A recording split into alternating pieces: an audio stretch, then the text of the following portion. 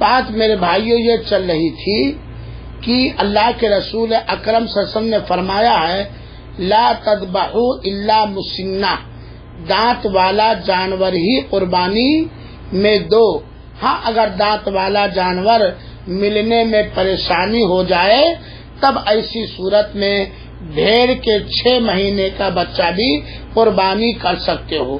چنانچہ بکرا بکری ہے تو دانت والا ہونا چاہیے، گائے ہے تو دانت والا ہونا چاہیے، اونٹ ہے تو دانت والا ہونا چاہیے.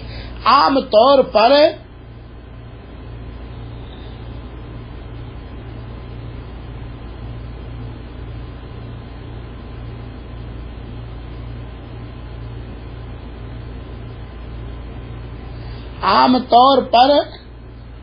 جانور جو دانتتے ہیں ان کی عمر ائمہ کرام نے متعین کیا ہے. چنانچہ بھیڑ یہ 6 مہینے کا بکرا اگر ہے تو اس کی قربانی جائز ہے. اور بکری بکرا تو یہ مسنہ ہونا چاہیے، یعنی دودھ کے دانت گر جائیں اور اس کے بعد اوریجنل دانت آ جائیں. عام طور پر 6 مہینے کے اندر اونٹ، عام طور پر سال بھر کے اندر بکرا بکری دانت جاتے ہیں. لیکن اگر بکرا بکری دانتے نہیں، اگرچہ ان کی عمر سال بھر کی ہو گئی تب بھی ان کی قربانی صحیح مسلم کی اس روایت کے مطابق کہ لا تذبحوا الا مسنہ، دانت والے جانور ہی کی قربانی دو، جائز نہیں ہے. اگرچہ کچھ علماء کرام نے کہا ہے کہ سال بھر کا بکرا کی قربانی دینا جائز ہے، لیکن حدیث رسول اللہ کے رسول نے متعین کر دیا ہے، فکس کر دیا لا تذبحوا الا مسنہ. مسنہ یہ سن سے ہے، سنہ سے نہیں، سال سے نہیں ہے بلکہ دانت سے. اللہ کے رسول نے باقاعدہ فیصلہ کر دیا کہ مسنہ ہی کرو. اور مسنہ کہا جاتا ہے اس جانور کو جس کو سنی عربی میں کہا جاتا ہے جس کے 2 دانت ہو جائے. چنانچہ غیر دانتا بکرا بکری یہ قربانی کرنا شک اور شبہ سے خالی نہیں ہے، بلکہ میں تو یہ بات کہتا ہوں صحیح مسلم کی اس روایت کو لے کر کہ غیر دانتے کی قربانی جائز ہی نہیں ہے، درست ہی نہیں ہے، چاہے وہ سال بھر کا ہو جائے یا 16 مہینہ کا ہو جائے یا 14 مہینہ کا ہو جائے، موٹا تگڑا بھی کیوں نہ ہو، کیونکہ اللہ کے رسول نے متعین کر دیا ہے اور اللہ کے رسول کے متعین سے ہم آگے نہیں بڑھ پاتے ہیں. گائے کی عمر 2 سال یا 2 سال سے زیادہ، عام طور پر گائے 2 سال کے اندر دانت جاتی ہے، دانتا ہونا چاہیے 2 سال یا 2 سال سے زیادہ. اونٹ 5 سال یا 5 سال سے زیادہ، عام طور پر گائے 2 سال میں دانت جاتی ہے، بیل 2 سال میں دانت جاتے ہیں، اونٹ اور اونٹنی 2 سال میں دانت جاتے ہیں. تو دانتا ہونا یہ ضروری ہے میرے بھائیو. گویا قربانی کے جانور کی عمر یہ ہے، صفت یہ ہے کہ بھیڑ 6 مہینے کا، بکرا بکری، دمبا جس کو سعودی عرب میں خروف کہتے ہیں، دمبا اس کا دانتا ہونا شرط ہے. گائے کا دانتا ہونا شرط ہے، عام طور پر 2 سال کے اندر دانت جاتی ہے. اونٹ کا دانتا ہونا شرط ہے. یہ اللہ کے رسول اکرم صلی اللہ علیہ وسلم نے بیان فرمایا. اور اگر بکرا 6 مہینے کا ہے تو اس کی قربانی قطعاً جائز نہیں ہے، جیسا کہ بخاری شریف اور مسلم شریف کے اندر روایت ہے. اللہ کے رسول اکرم صلی اللہ علیہ وسلم نے ایک صحابی کو اجازت دی تھی، لیکن اللہ کے رسول نے کہا تھا یہ صرف تمہارے لیے ہے، یہ صرف تمہارے لیے ہے اور کسی اور کے لیے نہیں ہے. تو یہ قربانی کے جانوروں کی معلومات ہم نے آپ کو دی. ایک سوال عام طور پر لوگ کرتے ہیں کہ کیا بھینس کی قربانی جائز ہے کہ نہیں جائز ہے.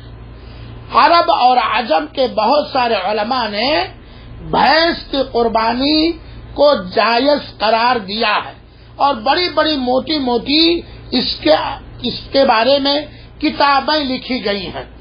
لیکن سارے لوگوں نے، جو لوگ بھینس کی قربانی کو جائز قرار دیتے ہیں، وہ لوگ بھینس کو گائے پر قیاس کرتے ہیں اور کہتے ہیں کہ بھینس گائے کا ایک جنس ہے، جیسے گائے کا ایک جنس بیل ہے، بچڑا ہے، ایسے بھینس گائے کا ایک جنس ہے، بھینس کو گائے پر قیاس کرتے ہیں۔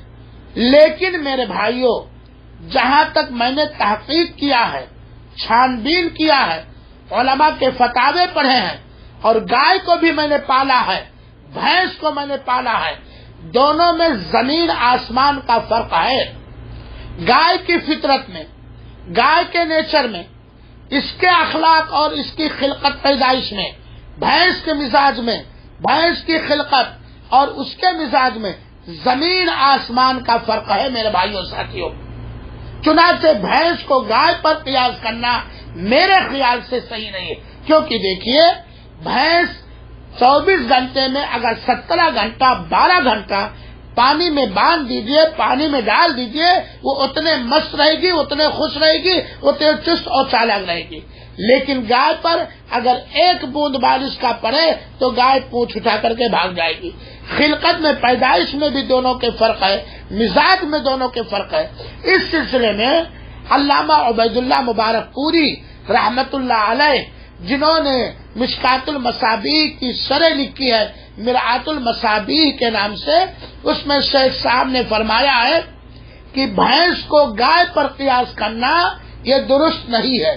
ہاں، یہ زیادہ سے زیادہ کہہ سکتے ہیں، کہنا چاہے تو زیادہ یہ سے زیادہ یہ کہہ سکتے ہیں کہ بھینس گائے کے رتبے پر ہے، بھینس گائے کے مقام پر ہے، لیکن بھینس گائے کا جنس ہے یہ نہیں۔ اور اس کو سمجھانے کے لیے میں نے ایک مثال چنا ہے کہ خالہ یہ ماں کے مقام پر ہے، ماں کے رتبے پر ہے، ماں کے درجے پر ہے، لیکن ماں نہیں ہے، لیکن ماں نہیں ہے۔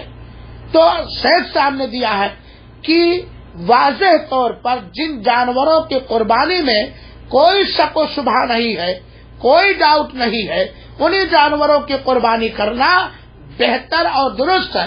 لیکن اگر کوئی کرتا ہے تو ہم لعن طعن اور ملامت نہیں کریں گے۔ میری رائے یہ ہے کہ میرے بھائیوں، اگر قربانی کے وہ جانور جو واضح ہیں، صاف طور پر ظاہر ہے، اگر وہ جانور مل رہے ہیں تو بھینس کے قربانی سے بچو اور انہی جانوروں کی قربانی کرو جن جانوروں کے بارے میں وضاحت کے ساتھ آیا ہے۔ لیکن اگر کوئی کتاب پڑھ کر ضد کرتا ہے، امام ابو حنیفہ کا فتویٰ لے کر ضد کرتا ہے، تو ہم اس سے جھگڑا لڑائی نہیں کریں گے، ہم اس سے مار پیٹ نہیں کریں گے، ہم حرام اور حلال کا فتویٰ نہ دیں گے۔ معاملہ اللہ کے علاوہ ہونا یہ چاہیے کہ مسلمانوں کو جو بالکل کلیئر مسئلہ ہے، واضح مسئلہ ہے، اس مسئلے پر عمل کریں۔ یہ ہوئے قربانی کے جانور اور ان کے نام، اور اسی طریقے سے ان کی قسمیں۔ اب آئیے آگے ہم دیکھتے ہیں کہ قربانی کے جانور میں کون کون سا عیب نہیں پانا چاہیے۔ یہ بات آپ جان لیجئے کہ قربانی میں سب سے افضل جانور پورا اونٹ ہے۔ اگر کوئی شخص، دو شخص ہیں، ایک اونٹ میں حصہ لے رہا ہے، ایک آدمی دوسرا آدمی پورا اونٹ کر رہا ہے، تو اونٹ کی قربانی یہ سب سے افضل ہے۔ دوسری قربانی گائے کی، مکمل گائے کی قربانی اگر کوئی آدمی اپنی طرف سے دے رہا ہے یا کسی کی طرف سے دے رہا ہے تو وہ سب سے افضل ہے۔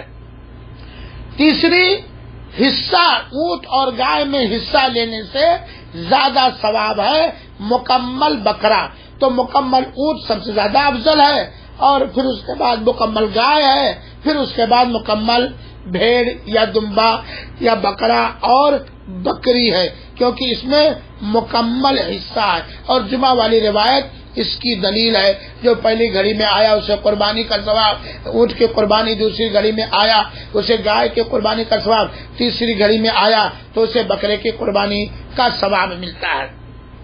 تھوڑی دیر کے بعد ہم آپ لوگوں کو بتلائیں گے کہ جانوروں کے اندر کون کون سا عیب نہیں پایا جانا چاہیے قربانی کے جانور کے۔ تھوڑا آرام کر لیں۔ السلام علیکم۔